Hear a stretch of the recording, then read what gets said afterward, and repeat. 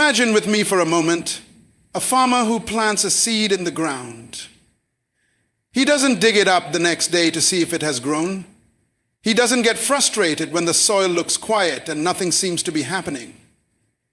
Instead, he understands something powerful, that growth takes time, that harvest requires patience, and that the best fruits are produced not overnight, but through seasons of waiting. Now, what if I told you that your life, your dreams, and your blessings work the same way? That sometimes God hides your promise under the soil of waiting, not because He's forgotten you, but because He's preparing you for something bigger than you can even imagine. As we step into this message today, I want you to think about the seasons where you felt like God was silent. Maybe you prayed, maybe you fasted, maybe you believed with everything inside you, yet the answer didn't come when you wanted it. It's in those very moments that patience is born. The Bible tells us in Habakkuk chapter 2, verse 3, "For the revelation awaits an appointed time. It speaks of the end and will not prove false. Though it linger, wait for it. It will certainly come and will not delay." Did you hear that? Though it linger, wait for it. The blessing isn't denied, it's simply scheduled for the perfect moment. Furthermore, think about how uncomfortable waiting can be. No one likes delay. We live in a world of speed, instant messages, fast food, quick results. But God doesn't operate on microwave timing, He works on eternal timing. What looks like a delay to you may actually be divine alignment in heaven. While you're worried about the clock, God is aligning people, positioning opportunities, and strengthening your character for the weight of the blessing He has for you. Moreover, let me remind you of something. God's silence is not His absence. When it feels like heaven is quiet, it's often because God is working behind the scenes. Imagine Joseph thrown into a pit, sold into slavery, unjustly imprisoned. For 13 years, it seemed like God was silent.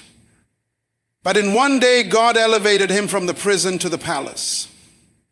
What if Joseph had given up in the waiting season? What if he had doubted God's process? He would have missed the fulfillment of his dream. In addition, your waiting is not wasted. Every tear, every prayer, every night you wondered if God still remembered you, it's all being gathered. You may not see progress, but something is happening beneath the soil of your faith. Just like the seed beneath the earth, hidden from the eye, roots are being established, foundations are being secured, and strength is being built. That's why Habakkuk chapter 2 verse 3 is so vital. It reassures us that the vision is for an appointed time, and though it may seem to linger, it will not prove false. So today as we begin, I want to plant this truth in your heart. The delay you are experiencing is not denial. It's preparation. God is stretching your patience because the blessing He is preparing for you is so much greater than what you think. And when it comes, it will not be late. It will arrive right on heaven's schedule. Timing. It's one of the hardest things for us to grasp. We want what we want and we want it now. But God's timing doesn't work according to our calendar, our deadlines, or our plans. His timing is always purposeful, always perfect, and always tied to something greater than we can see. Have you ever noticed that when we look back over our lives, the things that once frustrated us because they didn't happen quickly actually make sense later? That delay that broke your heart, that opportunity that seemed to pass you by, in hindsight, you realize God was saving you from something smaller so He could prepare you for something greater. It's often said that the Bible makes this very clear in Ecclesiastes chapter 3 verse 1, where it says, "To everything there is a season and a time to every purpose under the heaven." That means nothing is random. Every waiting season has meaning. Every delay has purpose. God does not operate by accident. He operates by appointment. You may be praying for the door to open now, but He knows if it opens too soon, it may crush you instead of bless you. On the other hand, think about the seasons in nature. We cannot rush spring to come in winter, no matter how much we want flowers to bloom. We cannot force the sun to rise earlier than its set time. In the same way, God has appointed seasons in your life, and no matter how much we try to rush them, they will unfold in His timing, not ours. What looks like slowness to us is actually precision to Him. Additionally, God uses timing to teach us trust. If He gave us everything instantly, we would never learn to rely on Him. We would never develop faith. Imagine if every prayer you prayed was answered the moment you spoke it. Your faith would remain shallow, and your trust in God would be weak. But when you must wait, you learn to depend on Him daily, to lean on His promises, and to walk by faith, not by sight. That's why patience is not just a virtue, it is a spiritual weapon that keeps you steady while you wait for the manifestation of God's promises. Furthermore, let me remind you of Abraham. God promised him a son, but Abraham and Sarah had to wait 25 years before Isaac was born.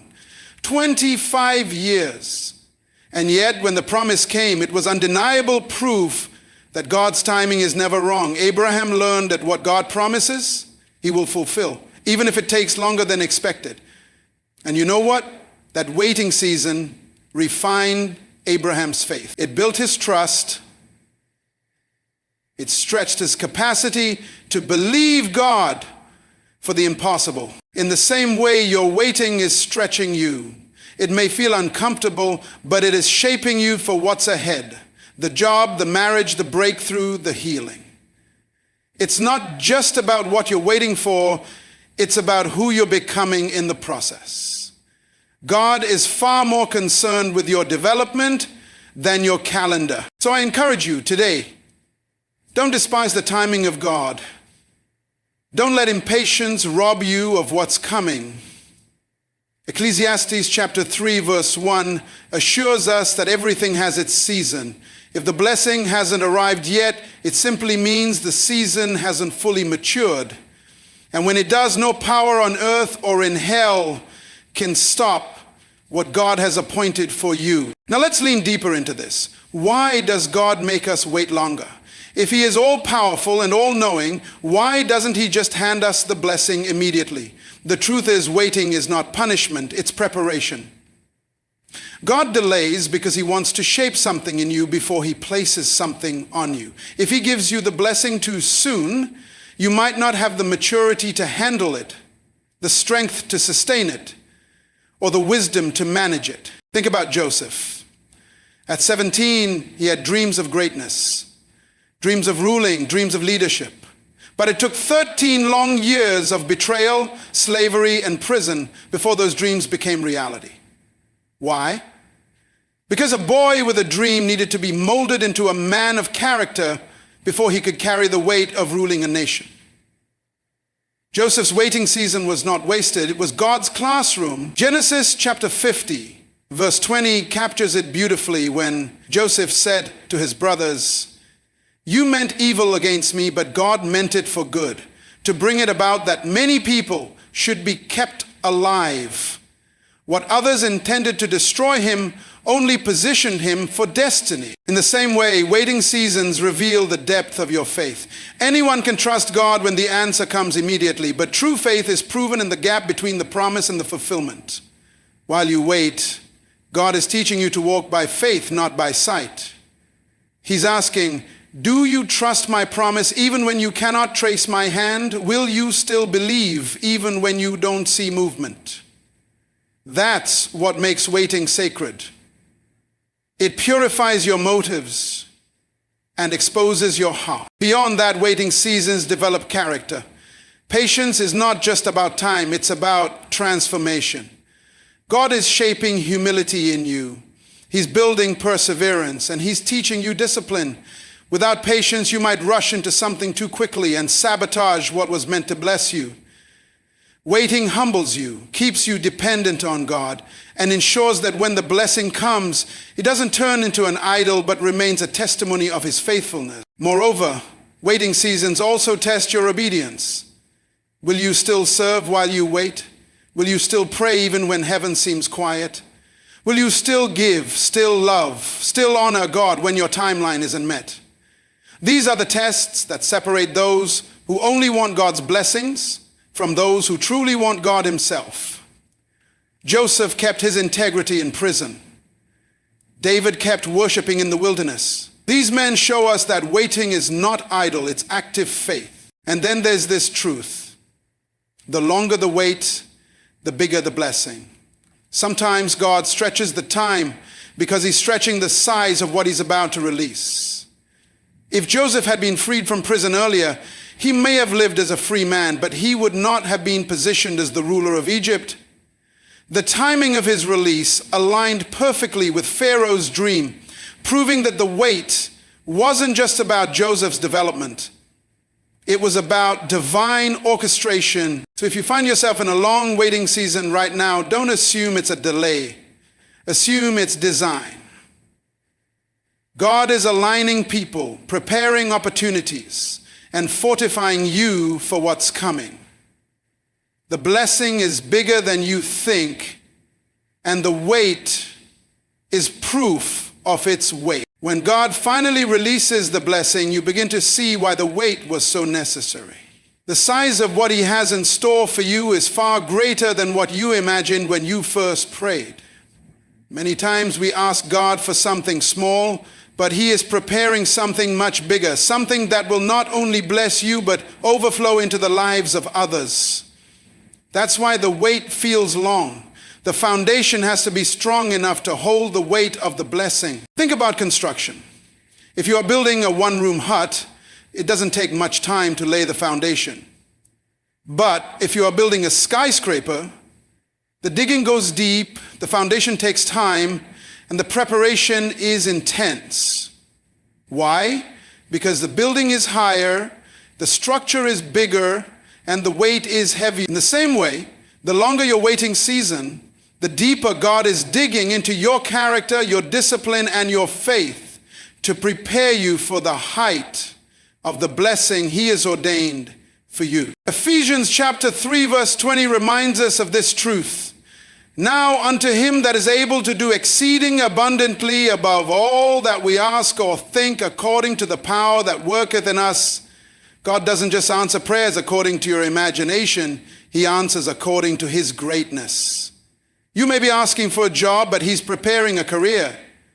You may be praying for provision, but he's preparing overflow. You may be asking for healing, but he's preparing wholeness. The blessing is always bigger than the request. Moreover, the bigger the blessing, the greater the impact. Look at Abraham. He simply wanted a son, but God had in mind a nation. He wanted an heir, but God wanted to make him the father of many nations. The wait was long, but the blessing was eternal. What Abraham thought was a personal request, God turned into a generational covenant. Could it be that what you are waiting for right now is not just about you, but about generations to come? Could it be that the business idea you are praying for is meant to impact nations, or the child you are waiting for is destined to change lives? The blessing is bigger because the purpose is bigger. Additionally, let's not forget that big blessings come with big responsibilities. If God gives it too soon, we may mishandle it. He waits until our maturity matches our miracle. David was anointed king as a teenager, but he didn't sit on the throne until years later. Why? Because the blessing of ruling required the maturity of waiting. By the time David became king, he wasn't just a shepherd boy with oil on his head. He was a warrior, a worshiper, and a man after God's own heart. The blessing was bigger than he thought, and the waiting shaped him for it. So when you feel the frustration of delay, remind yourself, this must mean the blessing is not small. If the preparation feels heavy, it's because the outcome will be glorious. Ephesians chapter 3 verse 20 is a guarantee that God's plans exceed your imagination. And when the blessing comes, you won't just see the answer to your prayer. You'll see God's glory revealed in ways that will leave you speechless. One of the greatest dangers in life is trying to rush God. When we become impatient, we step out of his timing and try to manufacture blessings on our own. And while it may feel satisfying for a moment, it often leads to regret, brokenness, and consequences that last much longer than the temporary relief we thought we gained. Patience is not just about waiting. It's about trusting that God's pace is perfect. Think about King Saul. In 1 Samuel chapter 13, verse 8 to 14, Saul was supposed to wait for the prophet Samuel to come and offer the sacrifice. But when the people began to scatter and Samuel seemed delayed, Saul took matters into his own hands. He performed the sacrifice himself, something he was never anointed to do. That one act of impatience cost him his kingdom. Imagine that. A single moment of rushing God disqualified him from a destiny he was chosen for. Impatience can cancel what obedience would have secured. In contrast, when we wait on God, we not only secure his promise, but we also avoid unnecessary pain. How many times have people rushed into relationships that God never approved, only to end up with heartbreak? How many rushed into business deals without prayer, only to lose what they worked so hard for? How many rushed into decisions because they couldn't bear the discomfort of waiting, only to look back and realize they created storms God never intended for them? Moreover, rushing reveals what we really believe. When we hurry God, we're essentially saying, Lord, I don't trust your timing. I don't believe you'll come through, so I'll do it myself. And yet the Bible consistently shows us that those who wait always win. Impatience may feel powerful in the moment, but it's weak in the long run. Patience may feel slow in the moment, but it's strong in the end. Additionally, think about Abraham and Sarah. God promised them a son, but instead of waiting, they rushed the promise by bringing in Hagar, Sarah's maid. The result was Ishmael, a child born out of human effort, not divine timing. And even today, the ripple effects of that impatience are still felt. What we birth in the flesh through impatience can never compare to what God births in the spirit through obedience. Isaac came later, but he was the true heir of promise. That's why rushing is so dangerous. It produces temporary fixes that can leave permanent scars. Waiting, on the other hand, produces blessings that last for generations. God's timing is not always comfortable, but it is always correct. When you try to force the blessing, you end up carrying burdens you were never meant to bear.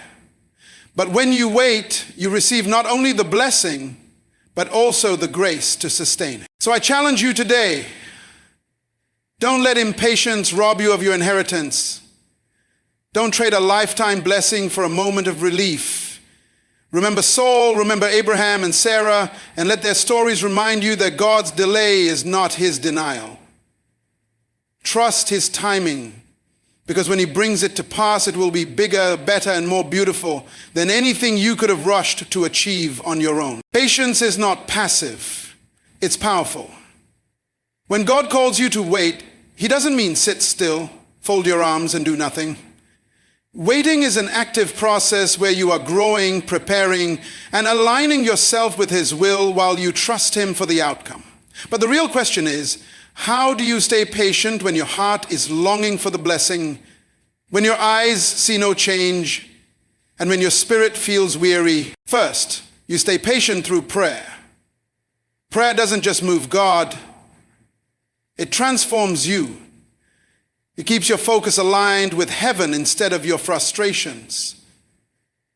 In your waiting season, prayer gives you peace in the silence, strength in the struggle, and perspective in the delay. Philippians chapter 4, verse 6 to 7 says, "Do not be anxious about anything, but in every situation by prayer and petition with thanksgiving present your requests to God. And the peace of God, which transcends all understanding, will guard your hearts and your minds in Christ Jesus." While you're waiting, prayer guards your heart against impatience. Next, you stay patient through service. Waiting time should never be wasted time. Look at David, anointed to be king, yet still tending sheep in the field. He didn't despise the waiting. He served faithfully where he was until God promoted him. Serving others keeps your heart humble and your spirit sharp. It reminds you that your life is not on pause. you are in preparation. Another way to remain patient is through self-discipline. Impatience often grows in idle hearts, but when you fill your waiting season with intentional growth, you won't even realize how much time has passed. Build new skills, read, learn, invest in yourself. Joseph didn't waste his time in Potiphar's house or in prison. He managed well, grew in leadership, and developed integrity. By the time Pharaoh called him, Joseph wasn't just a dreamer, he was a man prepared to manage a nation. Furthermore, surround yourself with the right community. Impatience grows in isolation, but patience thrives when you are encouraged by others who also believe in God's timing. Hebrews chapter 10 verse 36 says, "You need to persevere so that when you have done the will of God, you will receive what he has promised." Sometimes you need people around you who remind you not to quit, not to give up, and not to settle for less. Finally, keep your eyes fixed on the promise, not the process. Patience is easier when you remember that what you're waiting for is worth it. Imagine a woman in labor. The pain is real, but the joy of holding the child makes it all worthwhile. In the same way, the blessing that God has for you will make the waiting fade in comparison. Isaiah chapter 40 verse 31 reassures us, "But they that wait upon the Lord shall renew their strength. They shall mount up with wings as eagles. They shall run and not be weary, and they shall walk and not faint." Waiting in God renews your strength instead of draining it. So in your waiting season, don't just sit frustrated. Pray, serve, grow. Surround yourself with faith-filled people and keep your eyes on the promise. If you do these things, you won't just survive the wait. You'll thrive in it, becoming the kind of person who can truly handle the blessing when it finally arrives. When you understand that waiting isn't wasted, you begin to see the power of turning your waiting season into a season of productivity. Too often people think waiting means standing still, doing nothing, and just hoping something happens. But in God's kingdom, waiting is active preparation. It's not just about enduring time. It's about using time wisely so that when the blessing arrives, you are ready to walk into it fully equipped. Consider David once again. While he was waiting for the throne, he didn't sit around complaining that he wasn't king yet.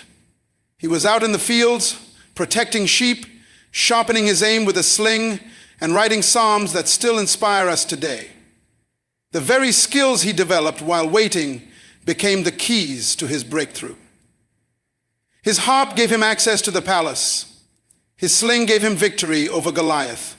So his worship gave him intimacy with God. None of that was wasted.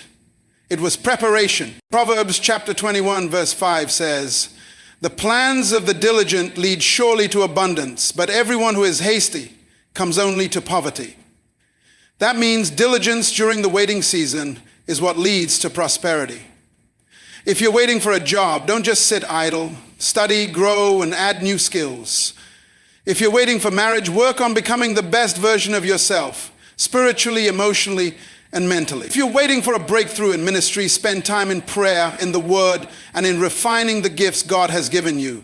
Waiting is your training ground. Moreover, productivity in waiting builds discipline. When you develop a routine of growth, prayer, service, and learning, you train yourself for consistency. God doesn't just reward talent, he rewards faithfulness. If you can be faithful in little during the waiting, you'll be trusted with much when the blessing comes. Joseph didn't become governor of Egypt overnight. His diligence in Potiphar's house and in prison was proof that he could handle the abundance of Pharaoh's palace. Additionally, waiting seasons are opportunities to strengthen relationships. Use this time to deepen your walk with God and nurture the connections He's placed in your life. Often, the blessing God is preparing for you requires a network of people you haven't even met yet.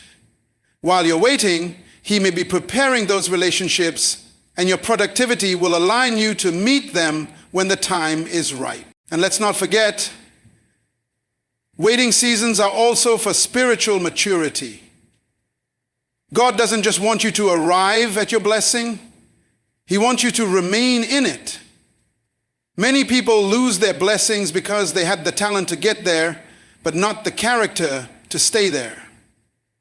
In your waiting season, productivity means allowing God to prune, refine, and build your inner strength so you don't collapse under the weight of your answered prayer. So ask yourself today, what am I doing with my waiting? Am I wasting it with complaints, or am I investing it with preparation? Every day is an opportunity to sharpen your skills, deepen your faith, and prepare for the bigger blessing God has promised. Remember, waiting is not the absence of progress. It is the classroom where champions are made. My friends, patience is not just about sitting quietly and doing nothing.